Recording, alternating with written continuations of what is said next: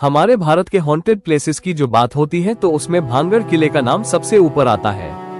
राजस्थान में मौजूद देश 500 साल पुराने किले का लोगों में कुछ ऐसा खास है। यहाँ पर लोग दिन में भी जाने से कतराते हैं और यहाँ तक कि कहा जाता है कि रात के समय में जो कोई भी इस किले में जाता है वो फिर कभी भी वापस लौटकर नहीं आता। इसलिए सरकार ने भी खुद बाकायदा बोर्ड लगाकर रात के समय में इस किले में जाने से प्रतिबंध लगाया हुआ है। और दोस्तों, खौफ का आलम तो ये है कि रिजल्ट एरिया घोषित किए जाने के बावजूद भी भारतीय पुरातत्व विभाग ने डर की वजह से आज तक यहाँ पर अपना ऑफिस नहीं बनाया है। तो फिर भानगढ़ के किले का इतिहास क्या है और आखिर क्यों आज इसको इतना ज्यादा खौफनाक और भुतहा माना जाता है, ये सब हम हमारी आज की इस वीडियो में आपको बताने वाले हैं। दुश्मन भानगढ़ के किले का निर्माण आमेर के शासक राजा भगवान दास ने 1573 में अपने छोटे बेटे माधव सिंह के लिए करवाया था।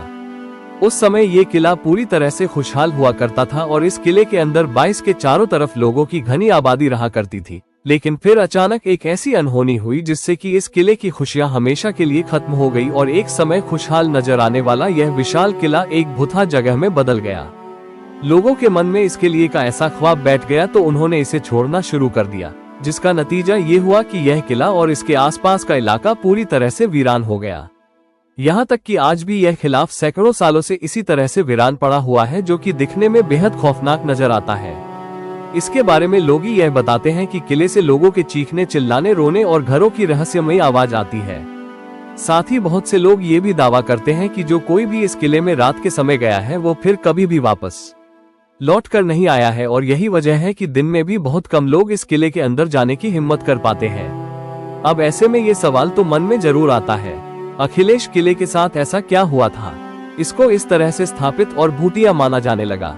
मैं इसकी लेकर हॉन्टेड होने के पीछे लोगों द्वारा एक नहीं बल्कि कई अलग अलग कहानियां बताई जाती है, लेकिन उन सभी में सबसे फेमस, इस पर लोगों द्वारा सबसे ज्यादा भरोसा किया जाता है, वो है राजकुमारी रत्नावती की कहानी। कहते हैं कि जब इस किले का निर्माण करवाया गया था तब इसमें रत्नावती नाम की एक बेहद खूबसूरत राजकुमारी रहा करती थी।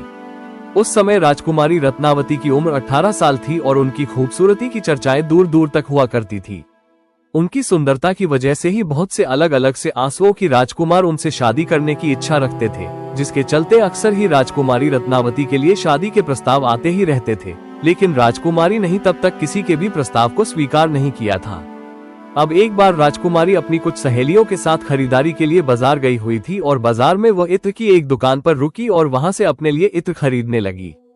इतने में ही उस दुकान से कुछ दूरी पर खड़े सिंधिया सेवड़ा नाम के एक व्यक्ति की नजर राजकुमारी पर पड़ी। सिंधिया सेवड़ा उसी राज्य का रहने वाला था और वह काले जादू का महारथी माना जाता था। राजकुमारी रत्नावती की सुंदरता को सिर्फ एक नजर में देखते ही सिंधिया उन पर पूरी तरह से फिदा हो गया और वह टकटकी लगाए राजकुमारी को घूरता रहा और उसी पल उसने अपने मन में ये तय कर लिया कि वह राजकुमारी को किसी